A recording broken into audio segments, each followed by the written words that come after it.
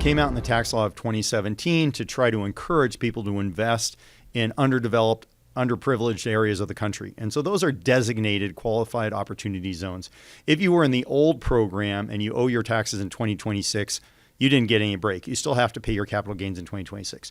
So the way the new law works is if you have a capital gain and you roll it into a QOZ, you don't have to pay the capital gains tax right away. You get to defer that for 5 years and use that money any way you want. So if you had $1 million gain, you were going to owe $200,000. You could invest that $200,000 for 5 years before you have to pay it. At the end of 5 years, you get a 10% step up in basis unless it's a rural QOZ. Mm-hmm. Then you get a 30% step up in basis. So with those same numbers, at the end of that 5 years, a 10% step up in basis would mean of that $1 million, you don't pay tax on $100,000. So that saves you $20,000 if you're in a 20% bracket. If it's a rural QOZ after 5 years, you get a 30% step up. That means of that $1 million, you wouldn't pay taxes on $300,000. 20% of $300,000 is $60,000. Then if you hold for another 5 for a total of 10 years, then you can sell that investment and pay no capital gains on the gain. So if you invested $1 million, that grew to $2 million. That extra $1 million you pay no taxes on. So that's kind of the basic bare bones of the way the QOZ works. The end goal for Congress was capital gains. So you sell an appreciated stock, an appreciated business, an appreciated piece of real estate. It's the gains that you can roll into these low income areas. You can defer the tax liability, get a partial step up in basis. And then when you hold it long enough for 10 years, you don't have to pay any taxes on the growth of that new investment. Now, there are some things where you have to do some improvements in there. You got to double the basis and make some investments. They don't want you just, buying a rental property. They want you to improve it, or they want you to, go from dirt to ground up. But I think you did a great job summarizing that.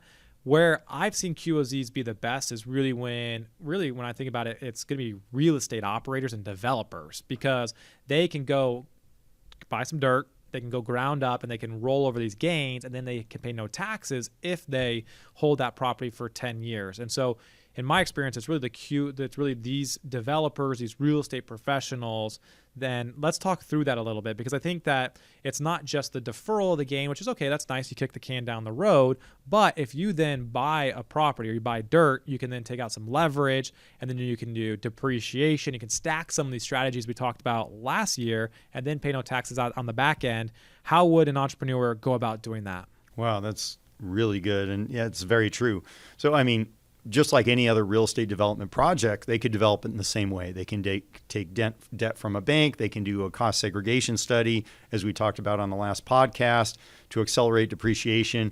So they can not only get the QOZ benefits, but they can get the normal real estate benefits that you get, 100% bonus depreciation, all those types of things in the current OB3.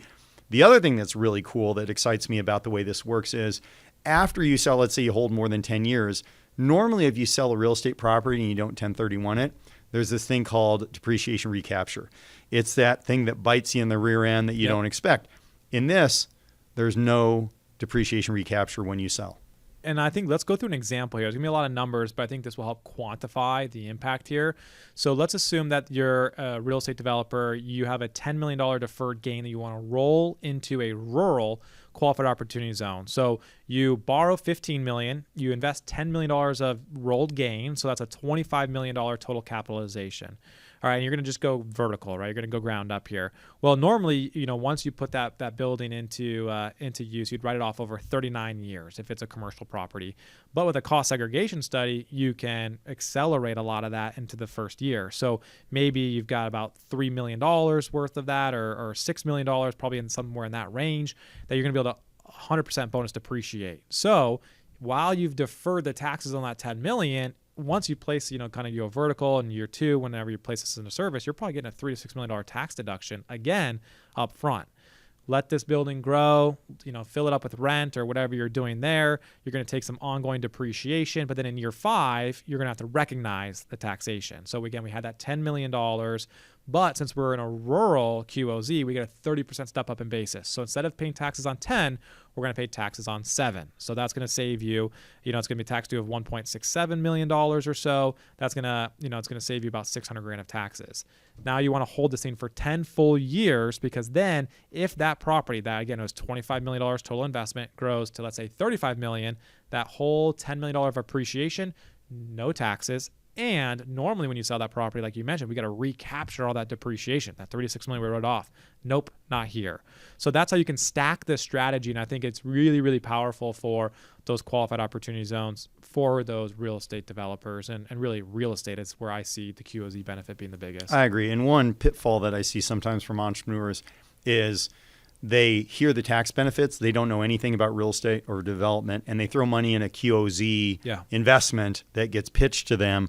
And like we say with any type of investment, don't let the tax tail wag the dog. Just because there's tax benefits, if you lose all your money, you won't care about your tax benefits.